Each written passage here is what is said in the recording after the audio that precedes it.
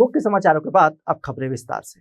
मुख्यमंत्री विष्णुदेव साय ने कहा कि हमारा तिरंगा पूर्वजों के संघर्ष और बलिदान का जीवंत प्रतीक है, जिसकी शान हम हमेशा बनाए रखेंगे। मुख्यमंत्री आज राजधानी रायपुर के मरीन ड्राइव में आयोजित स्वतंत्रता दौड़ में शामिल हुए और हजारों युवाओं के साथ दौड़ लगाई। उन्होंने भारत माता और रानी दुर्गावती की प्रतिमा पर माल्यार्पण कर उन्हें नमन किया।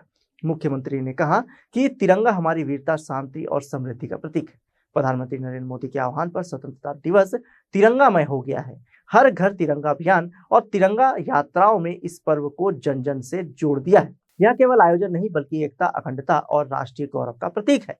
उन्होंने कहा कि आजादी अनगिनत बलिदानों की अमूल्य देन है और 2047 तक विकसित छत्तीसगढ़ बनाने का संकल्प हम सभी का है। खेल एवं युवा कल्याण मंत्री टंकराम वर्मा ने कहा कि स्वतंत्रता दौड़ आजादी के संघर्ष का प्रतिसाद है और हमें विकसित, स्वच्छ, स्वस्थ और श्रेष्ठ छत्तीसगढ़ के निर्माण में योगदान देना चाहिए। कार्यक्रम में विधायक पुरंदर मिश्रा, मोतीलाल साहू, गुरु सुखवंत साहेब, अनुज शर्मा, जिला पंचायत अध्यक्ष नवीन अग्रवाल और खेल सचिव यशवंत कुमार मौजूद रहे। बोलिए भारत माता की, भारत माता की, तिरंगे झंडे की, छत्तीसगढ़ महतारी की, छत्तीसगढ़ महतारी की, अमर शहीदों की। आज खेल एवं युवा कल्याण विभाग द्वारा आयोजित स्वतंत्रता दौड़ 2025 में मंच में विराजमान, जिनका उद्बोधन हम सभी लोग सुने, हमारे प्रदेश के खेल एवं युवा कल्याण विभाग के ऊर्जावान मंत्री श्री टंकराम वर्मा जी, हमारे विधायकगण श्री मोतीलाल साहू जी, श्री पुरंदर मिश्रा जी, गुरु खुशवंत साहेब जी, अनुज शर्मा जी, जिला पंचायत के अध्यक्ष श्री नवीन अग्रवाल जी, खेल एवं युवा कल्याण विभाग के सचिव यशवंत जी, संचालक तनुजा सलाम जी, यहाँ के कलेक्टर, एसपी, सभी विभागों के अधिकारीगण और इस दौड़ में शामिल होने के लिए यहाँ पर पधारे सभी संभ्रांत नागरिक बंधुओं, मातृशक्ति माताएं, बहनें, युवा साथियों, हमारे स्कूल के प्यारे बेटा बेटियों और मीडिया के मित्रों, सबसे पहले आज के इस स्वतंत्रता दौड़ में आप सभी लोग, बच्चे, वृद्ध, जवान, महिला, आप सभी लोग यहाँ पर उपस्थित हुए हैं। मैं आप सभी का हृदय से अभिनंदन करता हूँ, स्वागत करता हूँ और इस आयोजन के लिए हमारे खेल एवं युवा विभाग के मंत्री और उनके विभाग को धन्यवाद देता हूँ। आप सबको मालूम है कि हमारे देश के यशस्वी प्रधानमंत्री नरेंद्र मोदी जी के आह्वान पर पिछले कुछ वर्षों से पूरा देश जब स्वतंत्रता दिवस आता है तो तिरंगामय हो जाता है। अभी पिछले 10 दिनों से हम लोग विभिन्न तरीके से इस स्वतंत्रता दिवस को याद कर रहे हैं। उनका आह्वान पर कल से प्रत्येक घरों में हम लोग तिरंगा ध्वज लगा रहे हैं, यात्राएं निकल रही हैं, विभिन्न तरीके से हम लोग स्वतंत्रता दिवस मना रहे हैं और आज पूरा देश हमारा तिरंगामय हो गया है। और ये तिरंगा यात्रा जिसमें सभी वर्ग शामिल है, ये हम सब लोगों की एकता और अखंडता का प्रतीक है। उन लाखों करोड़ों अमर शहीदों को याद करने का ये अवसर है जिन्होंने अपनी कुर्बानी दी देश की आजादी के लिए। आज उनको नमन करने का वक्त है और जिन्होंने भी आजादी के लड़ाई में प्रत्यक्ष अप्रत्यक्ष रूप से भाग लिए और हम लोगों को आजादी दिलाए, उन सभी को नमन करने का अवसर है। ये आजादी हम लोगों को ऐसे नहीं मिली है, इसमें हम लोगों को अपने देश के सपूतों को खोना पड़ा है, सैकड़ों वर्षों तक आजादी की लड़ाई लड़नी पड़ी है। इसलिए इस स्वतंत्रता का, इस तिरंगे झंडे का बहुत ही महत्वपूर्ण है। इसको हम सब लोगों को अपने मन में रखना है। और हम सब लोग जब बचपन में स्कूल में पढ़ते थे तो हम लोग प्रभात फेरी लगाते थे अपने गांव में, तो उस समय हम लोग गाते थे, विजयी विश्व तिरंगा प्यारा, झंडा ऊंचा रहे हमारा, शान न इसकी जाने पाए, चाहे जान भले ही जावे। आज ये तिरंगा का इतना महत्व है, हम लोगों को इसकी शान हर हालत में बना के रखना है। हम लोगों को विकसित भारत, हमारे देश के यशस्वी प्रधानमंत्री के आह्वान पर हम लोग को विकसित छत्तीसगढ़ भी खड़ा करना है। और इसके लिए हम लोग 2047 विकसित छत्तीसगढ़ का विजन डॉक्यूमेंट तैयार किए हैं और उसके अनुसार हमारी सरकार काम कर रही है। आइए इस अवसर पर हम सभी लोग संकल्प लें कि इस स्वतंत्रता जो प्राप्ति हुई है, आज फिर से जिनका भी प्रत्यक्ष अप्रत्यक्ष सहयोग रहा है उनको सबको नमन करते हुए और आगे इस तिरंगा के शान के लिए हम लोग सदैव मुस्तैद रहेंगे, सावधान रहेंगे और छत्तीसगढ़ को विकसित छत्तीसगढ़ बनाएंगे। इसी विश्वास के साथ फिर से एक बार और कल हम सभी लोग स्वतंत्रता दिवस मनाएंगे। आप सभी लोगों को स्वतंत्रता दिवस की अग्रिम शुभकामनाएं देते हुए मैं अपनी बात समाप्त करता हूं। जय हिंद, जय छत्तीसगढ़। जगदलपुर के लालबाग मैदान में स्वतंत्रता दिवस के मुख्य समारोह की तैयारियों के तहत अंतिम रिहर्सल आयोजित किया गया। इस मौके पर मुख्य अतिथि की भूमिका पर कलेक्टर सीपी बघेल ने निभाई और परेड की सलामी ली। कलेक्टर हरीश एस और पुलिस अधीक्षक सलभ सिन्हा ने भी परेड का निरीक्षण कर समय पर सभी व्यवस्थाएं दुरुस्त करने के निर्देश दिए। परेड का नेतृत्व डीएसपी संगम राम और सेकेंड कमांड निरीक्षक गणेश राम यादव कर रहे हैं। परेड में 16 टुकड़ियां शामिल है, जिनमें सीआरपीएफ 241वीं व 80वीं बटालियन, 5वीं बटालियन छत्तीसगढ़ सशस्त्र बल, 19वीं पोखरण वाहिनी जिला पुलिस बल, महिला पुलिस बल, वन विभाग, नगर सेना, एनसीसी और स्काउट गाइड शामिल है। रिहर्सल में स्कूली बच्चों के सांस्कृतिक कार्यक्रम का भी प्रदर्शन हुआ। मुख्य समारोह में केंद्रीय राज्य मंत्री तोकन साहू मुख्य अतिथि के रूप में शामिल होंगे। जिला गरियाबंद में सक्रिय प्रतिबंधित माओवादी संगठन एसडीके डिवीजन का आईईडी बनाने का प्लान सुरक्षा बलों ने नाकाम कर दिया। थाना मैनपुर अंतर्गत पंडरीपानी सिकासेर के पहाड़ी जंगल में पुलिस और D62 बटालियन सीआरपीएफ की संयुक्त टीम ने कार्रवाई करते हुए 6 कुकर, नक्सली पर्चा पोस्टर बनाने में उपयोग होने वाले HP कलर प्रिंटर, विभिन्न medical tablet, injection, crack bandage और ग्लूकॉन डी की बोतल बरामद की। स्थानीय सूचना के आधार पर 12 अगस्त को जिला मुख्यालय रवाना हुई संयुक्त टीम ने BDS की मदद से संदिग्ध डंप क्षेत्र की सर्चिंग की। एक पेड़ के पास खुदाई के दौरान यह सामग्री बरामद हुई। पुलिस ने इसे माओवादी की विनाशकारी योजना को विफल करने में बड़ी सफलता बताया है। जो सामान बरामद हुए हैं, कंटेनर हैं और बड़े आकार के हैं, तो उससे तो यही लग रहा है कि वो आईडी बनाने के लिए ही इन चीज़ों को डंप करके रखा गया था। और क्योंकि यहाँ आईडी की बहुत ज़्यादा घटनाएं अभी पिछले कुछ वर्षों में परिलक्षित नहीं हुई हैं, तो ये डंप की रिकवरी हो जाना एक बड़ी सफलता है हमारे लिए। कोरबा में सरकारी स्कूलों की मरम्मत पर करोड़ों रुपए खर्च होने के बावजूद जमीनी स्तर पर हालात नहीं सुधरे हैं। कोरबा ब्लॉक के टापरा गांव का सरकारी प्राथमिक स्कूल इसका बड़ा उदाहरण है। यहां 2 साल पहले जतन योजना के तहत भवन का रंग रोगन और छत पर डामरीकरण कराया गया, लेकिन मरम्मत का यह काम टिकाऊ साबित नहीं हुआ। छत का प्लास्टर टूटकर गिरने लगा, जिससे भवन असुरक्षित हो गया है।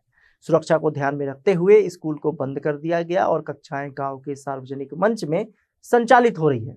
यहां 28 बच्चों को 2 शिक्षक पढ़ा रहे हैं, लेकिन बारिश के दिनों में कक्षाएं बाधित हो जाती है और छुट्टी करनी पड़ती है, जिससे पढ़ाई प्रभावित हो रही है। जिला स्तर पर देखें तो जतन योजना के तहत 400 सरकारी स्कूलों की मरम्मत के लिए RES विभाग ने करीब 2.5 करोड़ रुपए खर्च किए, लेकिन अधिकांश भवनों की हालत खराब है। टापरा गांव के शिक्षक और ग्रामीण का कहना है कि विभाग की उदासीनता के कारण बच्चे और शिक्षक दोनों परेशान हैं। स्थानीय लोगों ने सवाल उठाया है कि जब इतनी बड़ी रकम खर्च की गई तो स्कूल भवनों की स्थिति में सुधार क्यों नहीं हुआ। विभागीय अधिकारी इस मसले पर कुछ भी कहने से बच रहे हैं। तो स्कूल जो है ना जर्जर हो गया है। ये स्कूल जो है 20-25 साल पुराना है और उसकी छत वगैरह क्रैक हो गई है और कहीं कहीं पे प्लास्टर निकल गया है। तो बच्चों की सुरक्षा को ध्यान में रखते हुए हमने गांव वालों से मतलब मीटिंग ली, गांव वालों से बात किया और गांव वाले को भी हमने अवलोकन कराया। जो शाला प्रबंध समिति के अध्यक्ष हैं वो जाके देखे पूरे स्कूल को। देखने के बाद में फिर सब लोगों की राय रही कि नहीं, बच्चों के सुरक्षा को ध्यान में रखते हुए अन्यत्र दूसरी जगह लगाया जाए। तो उसके लिए पहले हमने घर का तलाश की कि किसी का घर मिल जाए, लेकिन किसी का घर नहीं मिला। तो गांव वालों के बताए अनुसार हम लोग यहाँ पे फिर इसको मंच को साफ सफाई करके ये लगा के और फिर यहाँ से विद्यालय का संचालन करना प्रारंभ किए हैं। कितने साल से ये स्कूल की हालत ऐसे जर्जर स्थिति में है? अभी 2 साल से है लगभग। कितनी असुविधा होती है यहाँ पर ऐसा अव्यवस्थित ढंग से पढ़ाने में? अब देखिए, असुविधा तो होगी, विद्यालय नहीं है तो असुविधा तो सब प्रकार की है। अगर पानी गिर रहा है तो भी दिक्कत है। और अब उन दिक्कतों को तो अब जब तक नया भवन नहीं बन जाता है तब तक तो झेलना तो पड़ेगा। क्या बोल रहे हैं अधिकारी, कब तक नया भवन बन जाएगा? वो तो नया भवन पास हो गया है, काम भी चालू हो गया है जी। हाँ, प्लिंथ लेवल का काम चल रहा है। सरपंच पहुँचने से भी मेरी चर्चा हुई तो वो बोले हैं जितना जल्दी हो सकता है हम इसको तैयार करवा देंगे करके। ये जो पुराना भवन है उसका मरम्मत हुआ था कि नहीं हुआ था? मरम्मत उसका हुआ था, किसी विभाग से हुआ था और मरम्मत में कर दिए थे। लेकिन क्या है ना, मरम्मत में पूरी लिपाई पुताई हुई, छत का भी ऊपर में उन्होंने कंक्रीट किया, लेकिन वो कारगर नहीं रहा होगा, तभी तो पानी सीपेज हो रहा है। और हम लोग खतरे को देखते हुए वहाँ से क्या है, बच्चों को यहाँ शिफ्ट कर दिए हैं, क्योंकि अगर गिर विर जाता है, किसी बच्चे को कुछ नुकसान होता है तो दिक्कत हो जाएगी। ठीक। बेटा राजेश्वरी, कौन सी क्लास में पढ़ती हो? 5वीं। अच्छा, बाहर पढ़ रही हो? यहाँ पर स्कूल में पढ़ना अच्छा लगता है कि यहाँ पर? स्कूल में। तो यहाँ पर क्यों बैठे हो? स्कूल गिर रहा है। क्या हो रहा है स्कूल में? स्कूल गिर रहा है। अच्छा, तो कितने दिन हो गए आप लोग यहाँ पर पढ़ाई कर रहे हो? कितना हो गया? जब से स्कूल खुला है 1 महीना लगभग, मतलब 15-20 दिन लगाए थे वहाँ। 1 महीने के लगभग। तो यहाँ बाहर में खुले में पढ़ने में कैसा लग रहा है? अच्छा। वहाँ स्कूल में और वहाँ बेंच लगा है तुम लोग के लिए। और कौन बोलेगा? बताओ बेटा, स्कूल में क्या क्या सुविधाएं हैं तुम लोग के लिए? ब्लैक बोर्ड, खेलने और बेंच। और यहाँ पर? यहाँ पर क्या है? कुछ नहीं है। कुछ नहीं। तो यहाँ पढ़ना अच्छा लगता है कि वहाँ स्कूल ठीक है? स्कूल। तो सर लोग आप लोग यहाँ क्यों पढ़ा रहे हैं? स्कूल गिर रहा है। डर लगता है? शहीद कर्नल विप्लव त्रिपाठी स्टेडियम में गुरुवार को स्वतंत्रता दिवस समारोह का फुल ड्रेस रिहर्सल आयोजित हुआ। सुबह 9 बजे शुरू हुए रिहर्सल में सहायक कलेक्टर अध्यक्ष डोसी ने मुख्य अतिथि की भूमिका निभाते हुए ध्वजारोहण किया और परेड की सलामी ली। इस अवसर पर पुलिस अधीक्षक दिव्यांग पटेल, सीईओ जिला पंचायत जितेंद्र यादव सहित प्रशासनिक अधिकारी उपस्थित रहे। रिहर्सल के दौरान परेड निरीक्षण, राष्ट्रगान, मुख्यमंत्री का संदेश वाचन और स्कूली बच्चों द्वारा सांस्कृतिक कार्यक्रम का अभ्यास किया गया। आगामी समारोह में छत्तीसगढ़ सशस्त्र बल 6वीं बटालियन, 6वीं वाहिनी, जिला पुलिस बल, महिला पुलिस बल, नगर सेना, एनसीसी, स्काउट गाइड की टुकड़ियां मार्च पास्ट करेंगी। उत्कृष्ट कार्य करने वाले कर्मचारियों को सम्मानित भी किया जाएगा। कार्यक्रम में एडीएम, अपर collector, additional SP, joint collector, SDM, DSP समेत कई विभागीय अधिकारी मौजूद रहे। बुधवार को आंगनबाड़ी कार्यकर्ताओं और सहायिकाओं ने 12 सूत्री मांगों को लेकर 1 दिवसीय धरना प्रदर्शन किया और नारेबाजी करते हुए शासन से तत्काल कार्रवाई की मांग की। संगठन ने स्पष्ट चेतावनी दी कि यदि प्रमुख मांगों पर विचार नहीं हुआ तो 1 सितंबर से प्रदेशव्यापी हड़ताल शुरू की जाएगी, जिसमें सभी जिलों की आंगनबाड़ी कार्यकर्ता और सहायिकाएं शामिल होंगी। प्रमुख मांगों में कार्यकर्ता और सहायिकाओं को शासकीय कर्मचारी घोषित करना, मध्य प्रदेश की तर्ज पर प्रतिवर्ष 10% मानदेय वृद्धि, पर्यवेक्षक भर्ती में आयु सीमा हटाकर 50% पदोन्नति, सहायिकाओं को पदोन्नति और आयु सीमा समाप्त करना शामिल है। इसके साथ ही पोषण ट्रैकर ऐप की तकनीकी समस्याओं का समाधान, 5G मोबाइल उपलब्ध कराना, उचित प्रशिक्षण, आधार लिंकिंग की दिक्कतें दूर करना और हितग्राहियों द्वारा पोषण आहार वितरण में आ रही बाधाओं को समाप्त करने की भी मांग रखी गई है। संगठन ने सेवा समाप्ति पर 10 लाख रुपए, सम्मान सुविधा प्रणाली समाप्त करने, गंभीर बीमारी में मेडिकल अवकाश के साथ मानदेय और प्रदर्शनकारी कार्यकर्ताओं को प्रोत्साहन राशि देने की भी मांग की है। इसके अलावा छत्तीसगढ़ महिला कोष की तर्ज पर विभागीय ऋण सुविधा, ईंधन राशि समय पर देना, सभी केंद्रों में सिलेंडर और तुलाई मशीन उपलब्ध कराना, सुपोषण चौपाल और मातृत्व बंधन योजना की राशि हर माह जारी करने की भी मांग की गई है। आंगनबाड़ी कार्यकर्ताओं का कहना है कि वे गर्भवती महिलाओं की देखभाल, बच्चों के पोषण, टीकाकरण, शिक्षा, स्वच्छता और विभिन्न सरकारी योजनाओं में योगदान देती है। इसके लिए उनकी मांगों पर तत्काल निर्णय लिया जाना चाहिए। आप लोग कहाँ से आए हैं और क्या आप मांगे हैं? मैं जुझारू आंगनबाड़ी कार्यकर्ता सहायिका कल्याण संघ की जिला उपाध्यक्ष श्रीमती पंकजलता ठाकुर। हम लोग की मुख्य मांग है शासकीय कर्मचारीकरण करें, हमें शासकीय कर्मचारी का दर्जा दे। उसके बाद हमारी 12 सूत्री मांगे हैं, जिनमें से हैं पोषण ट्रैकर ऐप का वर्जन बार बार बदलता है, जिसके कारण हम लोग को परेशानी हो रही है। दूसरा है मोबाइल जो दिया है सरकार ने हमें, वो 5G नहीं है और गांव में प्राय सर्वर और नेटवर्क वगैरह का प्रॉब्लम रहता है, तो हम अपना काम 100% नहीं कर सकते, उसमें भी सुधार करें, 5G मोबाइल दें। तीसरा है नए वर्जन का हम लोगों को उचित प्रशिक्षण दें। और चौथा है आधार कार्ड, हितग्राहियों का अगर आधार कार्ड अपलोड नहीं हो रहा है तो हमारी जो सुपरवाइजर हैं, जो जिला मतलब परियोजना अधिकारी हैं, हम लोग के ऊपर दबाव पूर्वक काम करवा रहे हैं, जिसके लिए हम लोग का मानदेय काटा जा रहा है, जो कि सरासर गलत है। हम लोग को पोषण ट्रैकर में काम करने से पहले उचित प्रकार का ट्रेनिंग दें, ट्रेनिंग के बाद हम लोग से काम करवाए 100% देंगे, बशर्ते कि हम लोगों को दूसरे विभाग के काम से वंचित रखा जाए। अब आगे मेरी जिलाध्यक्ष बताएंगी, मंजू मेश्राम, श्रीमती पंकजलता ठाकुर। कुछ क्या बताएंगे, क्या कुछ मांग करेंगे? हम कल मुख्य मांगों को लेके आए हैं कि इसका आंगनबाड़ी कार्यकर्ता को कल शासकीय कर्मचारी पहले घोषित करें, ये हमारी मुख्य और प्रमुख मांगे हैं। और जो पर्यवेक्षक की भर्ती होती है उसमें 100% आंगनबाड़ी कार्यकर्ता सहायिका बहनों को ही लिया जाए, जो और उसमें जो उम्र की जो बांधा है उसको हटाया जाए और बिना परीक्षा दिए। कितनी बहनें आप लोग मिलकर प्रदर्शन कर रही हैं, लगभग कहाँ? ये मस्तूरी ब्लॉक से है और हम लोग कम से कम यहाँ पर 300-400 लोग हैं, है ना, 300 से 400 लोग हैं। ठीक है, आपका नाम? मैं जिला अध्यक्ष मंजू मिश्रा। मांग पूरी नहीं होती है तो मांग अगर पूरी नहीं होती है तो हम लोग फिर से कल से अनिश्चितकालीन हड़ताल में चले जाएंगे। छत्तीसगढ़ की न्यायधानी बिलासपुर में मंगलवार देर शाम पुलिस आरक्षक पर हमला करने का मामला सामने आया। घटना सिटी कोतवाली थाना क्षेत्र के कश्यप कॉलोनी के पास की है। जानकारी के अनुसार आरक्षक दिलीप सिंह अपनी निजी गाड़ी से जा रहे थे, तभी एक युवक ने उनकी गाड़ी को ठोकर मार दी। इस पर आरक्षक ने आपत्ति जताई, जिसके बाद विवाद बढ़ गया। आरोप है कि तीनों युवकों ने मिलकर लाठी डंडों और लोहे की रॉड से आरक्षक पर हमला कर दिया। हमले में आरक्षक के सिर पर गंभीर चोटें आई हैं और मौके पर वह लहलुहान होकर गिर पड़े। आसपास मौजूद लोगों ने तत्काल पुलिस को घटना की सूचना दी। सूचना मिलते ही सिटी कोतवाली पुलिस मौके पर पहुंची और घेराबंदी कर तीनों आरोपियों को हिरासत में ले लिया। घायल आरक्षक को इलाज के लिए नजदीकी अस्पताल में भर्ती कराया गया है। सीएसपी कोतवाली गगन कुमार ने बताया कि मामले की गंभीरता को देखते हुए आरोपियों के खिलाफ सख्त कार्रवाई की जा रही है। उन्होंने यह भी कहा कि इससे पहले भी पुलिसकर्मियों पर हमले की घटनाएं हो चुकी हैं, जिन्हें रोकने के लिए सख्त कदम उठाए जाएंगे। मामला यह है कि आरक्षक के पुत्र और उनके परिजन एक 4 व्हीलर में जा रहे थे। पीछे से जो आरोपी हैं वो अपनी एक लेडी के साथ जा रहे थे स्कूटी से, उससे टक्कर हो गई। उसी को लेकर के विवाद हो गया और उसी में हाथापाई हुई और उनको उसमें थोड़ी चोट भी आई है हमारे आरक्षक को। तो उनको अभी अस्पताल में भर्ती कराया गया और इसमें हमने FIR भी किया है और आगे का इन्वेस्टिगेशन कंटिन्यू है और पूछताछ चल रही है।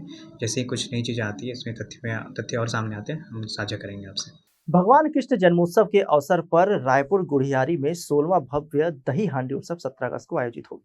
सार्वजनिक दही हांडी उत्सव समिति और श्री हनुमान मंदिर ट्रस्ट के तत्वाधान में यह आयोजन शाम 4 बजे अवधपुरी मैदान, नगर रोड, गुढ़ियारी में होगा। समिति संयोजक बसंत अग्रवाल ने बताया कि इस बार कुल 11 लाख रुपए की पुरस्कार राशि रखी गई है।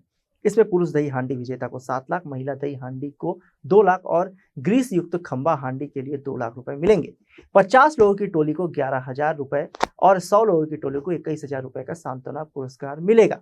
कार्यक्रम में Indian idol champion Pawandeep Rajan अपनी गायकी का जादू बिखेरेंगे, जबकि भजन गायिका गीताबेन रबारी अपने भजनों से वातावरण को कृष्णमय करेंगी। आयोजकों का दावा है कि यह प्रदेश का सबसे बड़ा और प्रतिष्ठित दही हांडी उत्सव है। विशेष ये है कि इस बार जो मंच है वो जैसे आईफा का मंच सजता है वैसे सज रहा है। कृष्ण भगवान की इस भक्ति में हर साल पिरामिड बढ़े, व्यवस्था बढ़े और कृष्ण लीलाओं का मंचन हो और हमारे आने वाली संस्कृति, हमारे बच्चे लोग इसको जाने। और बड़े बड़े स्टार लोग को इसलिए बुलाया जाता है कि उस बहाने यूथ, यंग लोग आते हैं और हमारी संस्कृति के बारे में जानते हैं। तो गुढ़ियारी धर्म का एक प्लेटफॉर्म है। गुढ़ियारी में राज गरबा होता है, गुढ़ियारी में दही हांडी होती है, गुढ़ियारी में बागेश्वर महाराज जी आते हैं, गुढ़ियारी में प्रदीप मिश्रा जी आते, गुढ़ियारी धर्म नगरी के रूप में स्थापित हुई है, तो उसका कारण ही यही है कि वहाँ के हमारे हनुमान जी महाराज, ऐसी अद्भुत उनकी कृपा है कि हम लोग लगातार कुछ न कुछ वहाँ धर्म के इस बड़े महाकुंभ का आयोजन करते हैं। सीएम साहब मुख्य अतिथि होंगे, हमारे विजय शर्मा जी और प्रदेश के सभी गणमान्य जितने भी हैं सभी यहाँ पर अतिथि के रूप में शामिल होंगे। हमारे साधु संत जो हमारे बीच बैठे हैं, प्रमुख रूप से सबसे प्रमुख रूप से वो रहेंगे, फिर सभी रहेंगे। जो प्रस्तुति देंगे क्या कुछ नया होगा भैया इस बार? नया इस बार प्रदीप राजन जी नए हैं, गीता रबारी जी नई हैं, जो गायक हैं हम हर साल नए लाते हैं, और महिलाओं के लिए विशेष व्यवस्था, बच्चों के बैठने के लिए विशेष व्यवस्था, पूरे ग्राउंड में इस बार हम कुर्सी लगा दे रहे हैं। पासेस की सुविधा रहेगी?